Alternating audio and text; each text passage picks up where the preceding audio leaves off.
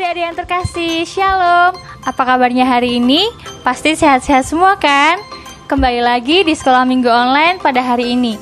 Sebelum kita mulai Sekolah Minggu Online, mari kita bersama-sama menaikkan pujian Sungguh Indah Kasih Yesus.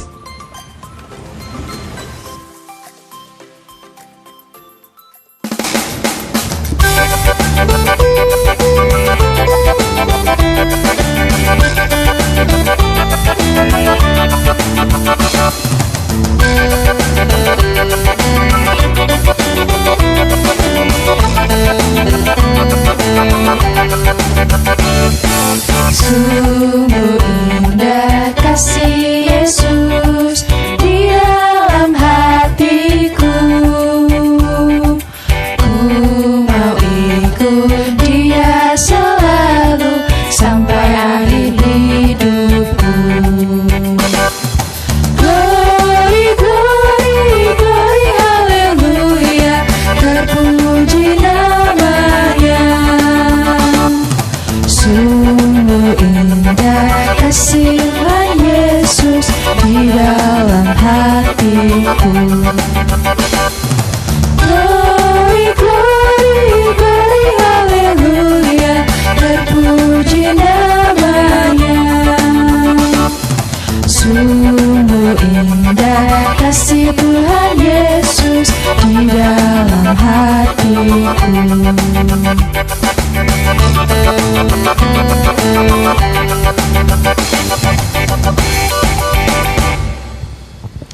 Mari adik-adik yang terkasih, kita bersama-sama untuk berdoa pembukaan. Lipat tangannya ya. Tuhan, selamat pagi. Terima kasih Yesus karena Engkau masih memberikan kesempatan kepada adik-adik semua untuk bisa mengikuti acara Sekolah Minggu Online hari ini. Biarlah acara Sekolah Minggu Online kami hari ini bisa berjalan dengan lancar dari awal, pertengahan hingga akhir. Berkati juga anak-anak-Mu yang mungkin sampai hari ini masih tetap di rumah saja. Tolong lindungi dan berilah mereka semua kesehatan. Terima kasih Yesus. Amin.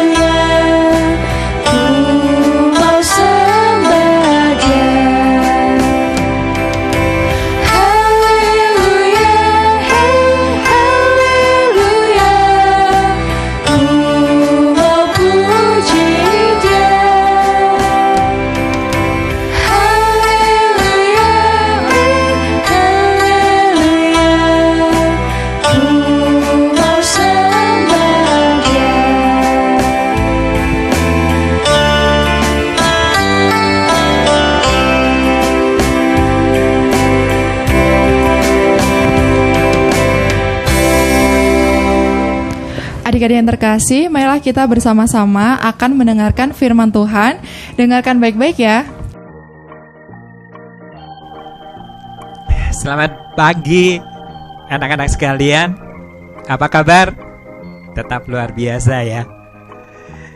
Nah, hari ini ya, ada ornamen yang begini-begini ya. Kita mau merayakan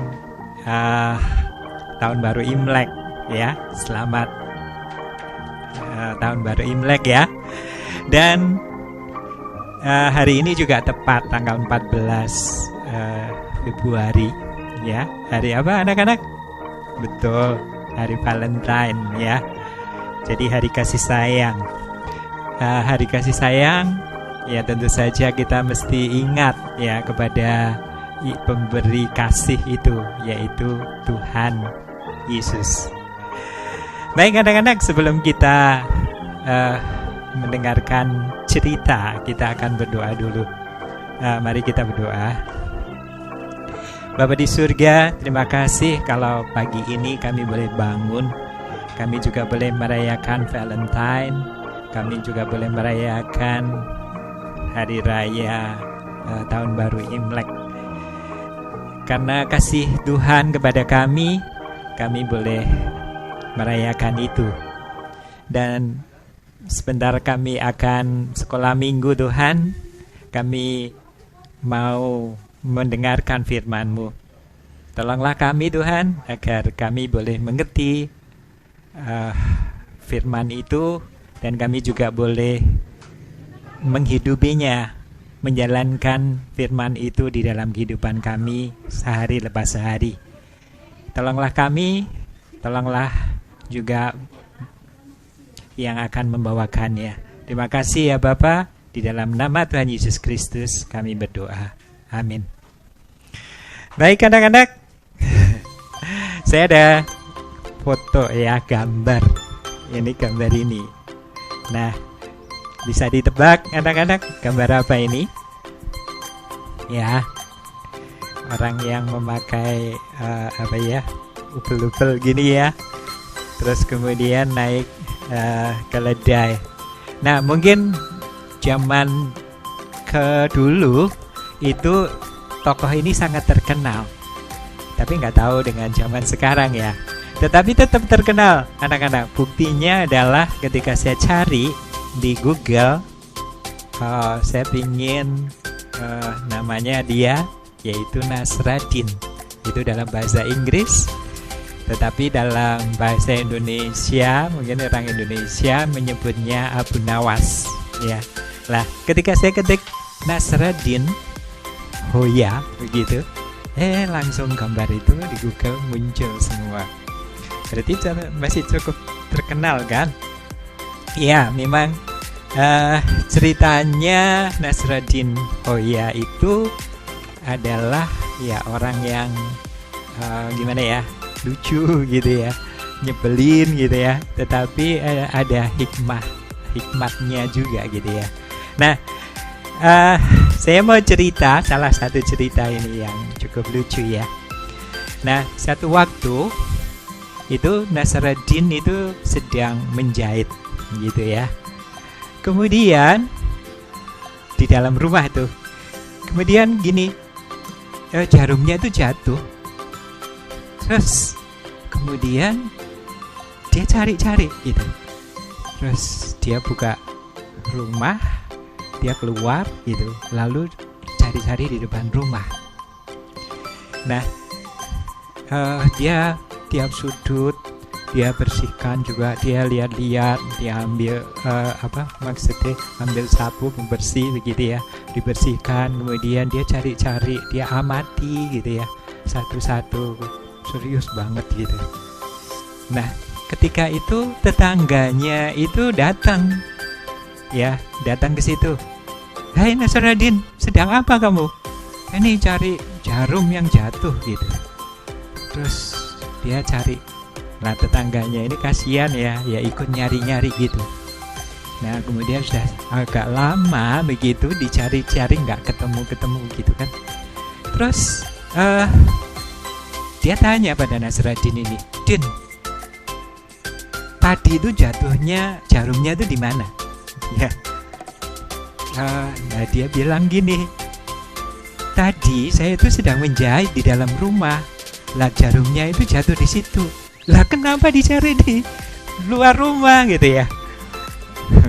Ya, dia bilang, di dalam rumah itu gelap, tidak kelihatan apa-apa. Jadi saya keluar rumah untuk cari di sini. Ya, itu lucu juga gitu ya. Tetapi itu memang ya begitu ya. dia Nasruddin ini udah tahu kalau mencari barang di tempat gelap mesti tidak ketemu, makanya dia keluar rumah cari yang terang untuk cari bendanya itu. Tapi ya tentu saja tidak ketemu di situ, wong jatuhnya tidak di situ. Nah, tetangga ini mendongkol ya, udah lama bantuin, ternyata seperti itu, makanya dia ditinggalkan si Nasruddin ini sambil mendongkol hatinya gitu ya. Nah, anak-anak, gimana cara menemukan jarum itu? Ya, kamu bisa menolong Pak Nasruddin ya dengan katakan mungkin di rumah itu ada jendelanya ya, biar terang itu masuk. Mungkin juga kamu bisa bantu ya, ada yang punya sentir teplok gitu ya, pokoknya alat-alat penerang lah, lilin gitu ya untuk mencari gitu ya. Terus atau bisa ya tadi itu dibuka jendela, terus pintunya dibuka, terus kalian dibersihkan gitu ya. Nah itu baru bisa ketemu. Nah ya itu memang tolol begitu ya Nasruddin ini. Tetapi ada benarnya juga sih. Kalau nyari barang sesuatu yang apalagi jarum yang kecil itu di tempat gelap, nggak mungkin ketemu. Iya kan anak-anak? Nah, Tuhan Yesus itu berkata ya, nanti kamu bisa baca di Alkitab. Tema minggu ini adalah Akulah Terang Dunia. Diambil dari kitab Injil Yohanes pasal 8 ayat 12 sampai 20. Tuhan Yesus berkata, Akulah terang dunia. Barang siapa mengikut aku, ia tidak berjalan dalam kegelapan, melainkan ia akan menemukan terang hidup. Nah, anak-anak, seperti tadi ya cerita konyol Nasruddin itu ya. Jadi kalau mencari barang yang hilang di kegelapan mesti nggak ketemu. Nah, pada waktu Tuhan Allah menciptakan dunia ini, yang pertama kali diciptakan adalah apa anak-anak? Terang, betul. Ya, dengan kita melihat sesuatu di dalam terang itu, atau katakan kalau gelap itu kan nggak bisa lihat apa-apa dan nggak bisa berbuat apa-apa, begitu. Makanya Tuhan Allah itu menciptakan terang. Tetapi karena dosa, kemudian terang itu mulai tertutup, ya, tertutup dalam kegelapan. Nah, masih ingat cerita minggu yang lalu, ya, mungkin 2 minggu yang lalu, ketika Tuhan Yesus, nah ini ada gambarnya ya, ketika Tuhan Yesus duduk di sebuah sumur dan ada wanita Samaria datang pada siang hari. Nah, anak-anak, siapa wanita itu? Kamu tahu kan? Masih ingat ceritanya kan? Ya, orang itu mengambil air itu pada siang hari gitu. Kok kenapa nggak pada pagi hari gitu ya? Karena dia takut. Takut apa? Takut kelihatan gitu barang-barang yang gelapnya itu gitu ya. Nah, jadi dia menghindari ya. Nah, waktu itu ketemu Tuhan Yesus, sang terang itu. Nah, ketika dia ditanya begitu ya, di mana suamimu? Ya, dia bilang, aku nggak punya suami gitu. Tapi Tuhan mengatakan, ya betul, kamu tidak bersuami, tapi ini adalah laki yang kelima gitu ya. Ya, Tuhan yang terang itu tuh tahu gitu ya. Nah, tetapi ya, wanita ini itu tidak lari begitu ya, tetapi malah dia sudah sadar ya kalau hidup dalam kegelapan itu sengsara gitu ya. Mau ketemu orang aja takut gitu. Makanya dia juga ketemu sang terang itu malah seneng gitu ya. Dia berusaha untuk ayo ngajak orang-orang Samaria itu untuk datang kepada Yesus, untuk bisa berjumpa dengan terang itu. Dan begitulah ya, orang ini menjadi artinya punya terang gitu ya. Oke, minggu yang kemarin ini ya sama gitu ya. Jadi gambarnya ini nih, gambarnya ya, ada seorang wanita yang berbuat zina.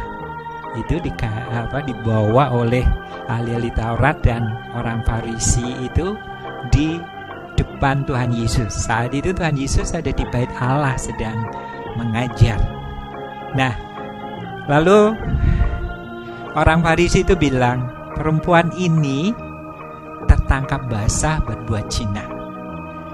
Menurut hukum Musa, dia harus dilempari batu, dirajam sampai mati. Bagaimana menurutmu? Nah, anak-anak, ini bukan suatu suatu pertanyaan yang gampang gitu ya. Ini bagaikan buah simalakama. Kamu tahu buah simalakama ya? Kalau dimakan itu bapak mati. Kalau tidak dimakan ibu yang mati gitu ya. Itu peribahasa buah simalakama itu. Tuhan Yesus juga dihadapkan dengan hal yang seperti itu. Ya, kalau dia menjawab, "Oke, rajamlah dia." Lalu murid-muridnya yang waktu itu bersama-sama dengan dia, bagaimana dia seorang yang katanya penuh kasih? Gimana dia katanya pengampun? Sekarang ternyata sama saja sama ahli Taurat gitu ya. Terus kalau misalnya dia langgar ya, jangan gitu. Itu mungkin seluruh orang-orang yang ada di bait Allah itu akan juga menentang Tuhan Yesus ya. Dia ini menentang hukum Taurat gitu. Bahkan mungkin ya bisa-bisa rakyat itu marah, kemudian juga melempari Tuhan Yesus juga. Lah ini juga bukan sesuatu yang gampang ya. Lah waktu itu Tuhan Yesus menulis itu di tanah ya, sambil ya minta hikmat dari Bapa gitu ya. Jadi dia bagaimana harus menjawabnya.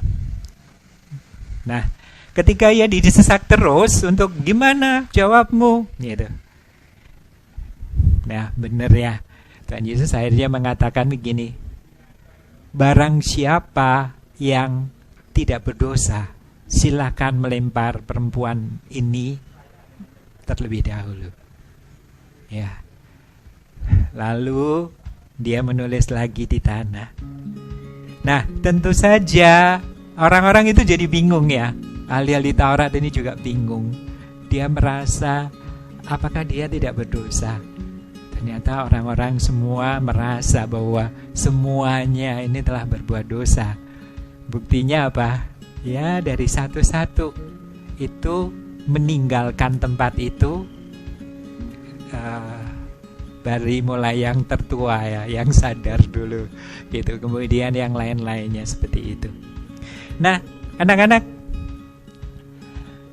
ahli Taurat dan orang-orang Farisi itu tuh selalu ingin mencari kesalahan Tuhan Yesus. Nah, Tuhan Yesus ini juga melihat ya, mereka itu di dalam kegelapan gitu. Tidak ada terang pada hati mereka itu. Ya, yang ada itu hanya memikirkan ya, ini kita akan kesaingan sama Tuhan Yesus gitu ya. ini bisa-bisa wah mulai ya keancam nih. Itu di bait Allah bisnis kita bisa hancur ya. Nanti kedaulatan atau katakan orang-orang itu tidak hormat lagi kepada kita, nih kehilangan kehormatannya, kekayaannya, kemudian rasa mulia ya karena mereka itu kaya-kaya ya kan, nanti wah jadi miskin gitu. Makanya dia berusaha untuk mencari kesalahan Tuhan Yesus ya. Nah, bukannya kemudian ajarannya sangat bagus gitu ya, lalu mengikut dia, tetapi enggak. Nah, tetapi ya tadi Tuhan kita ini brilian banget ya, memberi jawaban yang di luar tadi itu tawaran atau yang buah si malakama itu, harus milih ini atau milih ini. Ternyata Tuhan tidak memilih yang buah si malakama itu ya. Dia dengan hikmat, dengan kuasanya mengatakan siapa yang tidak berdosa silakan lempar perempuan ini. Nah, anak-anak,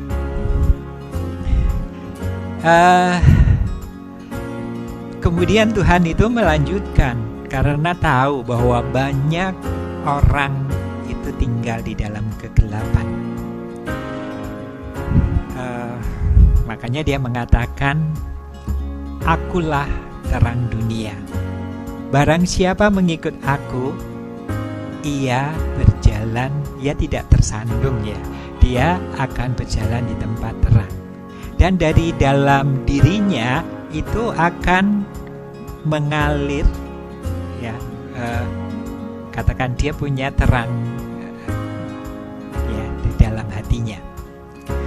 Nah, itu dikatakan seperti itu bahwa terang Tuhan Yesus memang terang gitu ya.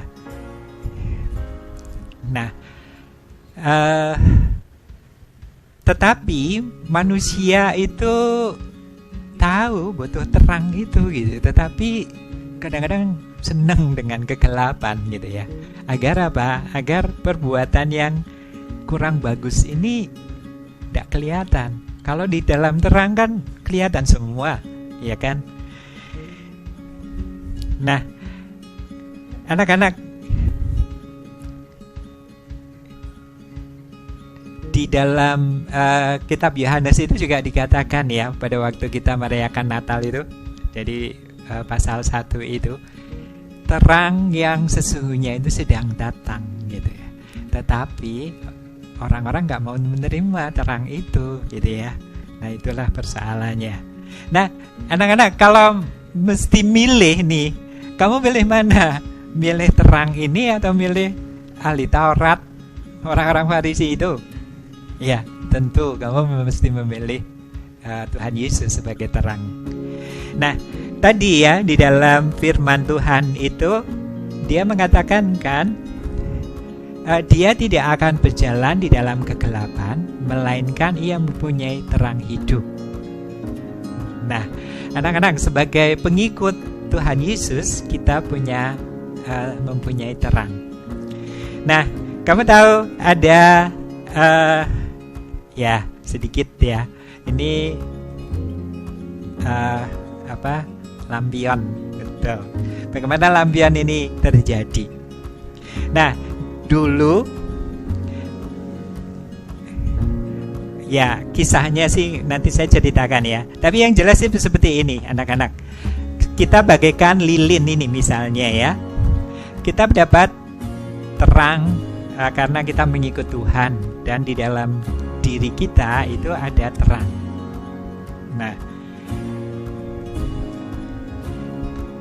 Nah, Tuhan itu menghendaki agar lilin atau terang di hati kita itu tetap menyala. Tetapi kalau di luar itu kan bisa kena angin ya, kena angin, kemudian kena tangan, kena apa, sehingga ini mati. Nah, gimana untuk bisa menjaganya? Nah, seperti itulah kita mesti menjaganya begini, anak-anak. Kita teduhi begitu ya, sehingga tidak kena lilin. Nah, orang-orang dulu itu juga memakai lampion ini untuk meneduhi ini agar terang itu tetap bersinar. Ya, kalau kena angin nggak apa-apa. Ya, kita tiup, ya tetap nyala. Ya, nah kita sebagai yang punya terang ini, kita harus memelihara terang ini agar tetap menyala. Caranya gimana? Ya kita mesti tutupi tadi itu ya. Ya, ditutupi itu dengan apa? Kalau ini adalah terang di dalam hati kita. Ya, yaitu caranya gimana agar terang ini tidak padam. Ya, yang pertama adalah ya seringlah kamu berdoa kepada Tuhan, minta terang ini tetap ada gitu ya. Terus kemudian juga mesti nanti kalau lilin ini kan ada kadang-kadang ininya kepanjangan atau kadang-kadang ada kerak-kerak di situ ya. Nah, kita juga minta kepada Tuhan agar kalau kita punya dosa, punya apa, untuk segera dibersihkan, yaitu minta ampun kepada Tuhan, bertobat ya. Kita juga rajin memuji Tuhan ya, membaca firman-Nya, mengikuti ajarannya, menerapkannya dalam kehidupan kita ya. Dan kita pasti percaya ya, berserah kepada Tuhan Yesus yang punya kuasa itu. Nah, itu yang mesti kita lakukan anak-anak, agar terang kita ini tetap ya bersinar. Oke. Nah,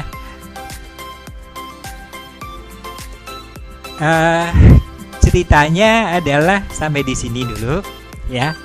Ada tugas untuk kalian, yaitu kamu mesti menghafalkan Yohanes 8 ayat 12b itu, yang mengatakan, Akulah terang dunia. Barang siapa mengikut aku, ia tidak akan berjalan dalam kegelapan, melainkan ia akan mempunyai terang hidup. Kamu hafalkan ayat ini, dan kamu juga nanti ucapkan gitu ya. Dan sebagai tanda kehadiranmu, kamu boleh videokan gitu ya, untuk menghafal atau mengatakan ayat ini.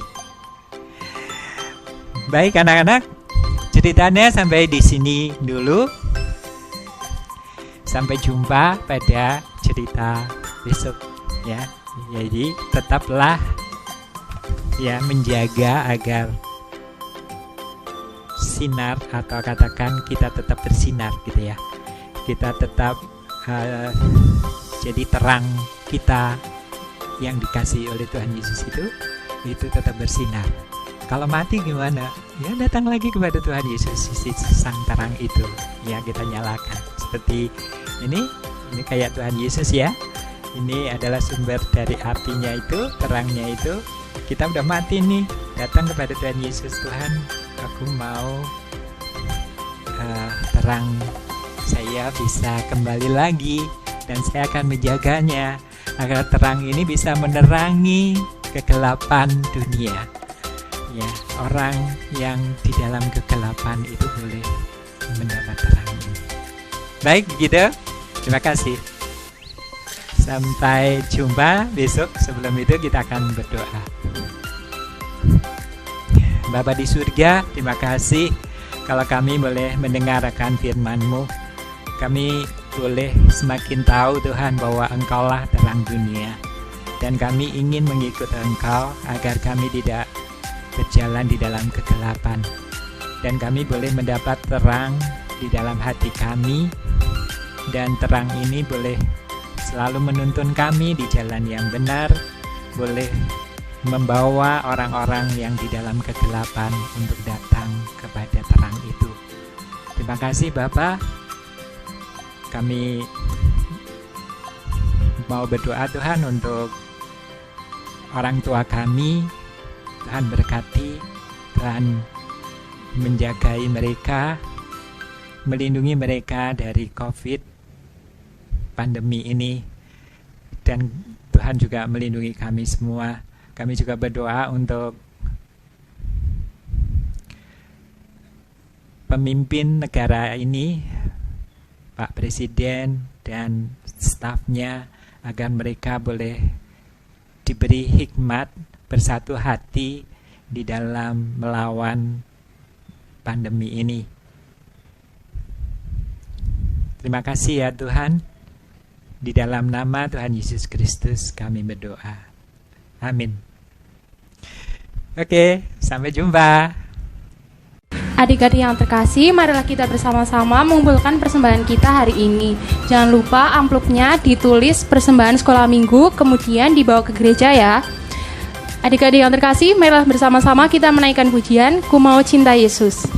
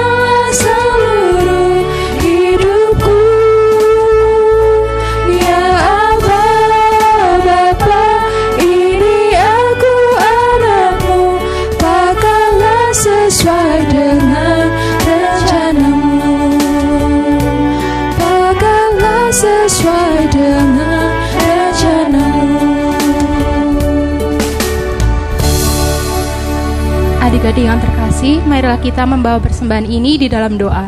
Lipat tangan dan pejamkan mata ya. Tuhan Yesus yang bertata dalam kerajaan surga yang mulia, terima kasih Tuhan atas hari baru yang telah Kau berikan kepada kami. Terima kasih juga Tuhan untuk setiap berkat dan rezeki yang selalu mengalir bagi kami, terutama bagi keluarga dan orang tua kami. Tuhan Yesus, kiranya persembahan kami ini boleh berguna bagi perluasan kerajaan-Mu. Terima kasih Tuhan, haleluya, amin.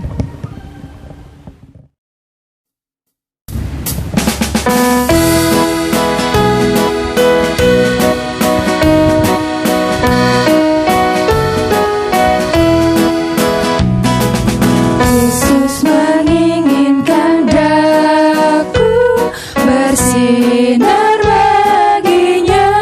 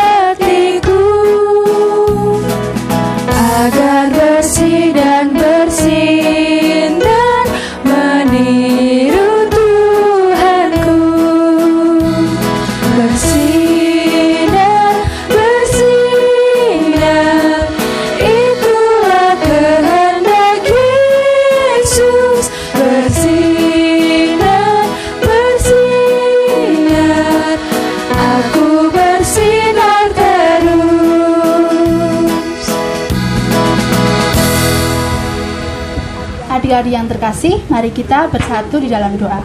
Mari kita berdoa. Tuhan Yesus, terima kasih untuk berkat yang boleh Engkau berikan di kehidupan kami hari lepas hari. Ya Tuhan, hari ini kami telah selesai melakukan sekolah minggu online kami hari ini. Berkati ya Tuhan, setelah ini kami akan melakukan aktivitas kami selanjutnya. Terima kasih ya Tuhan, hanya di dalam nama-Mu kami berdoa dan ucap syukur. Haleluya, amin.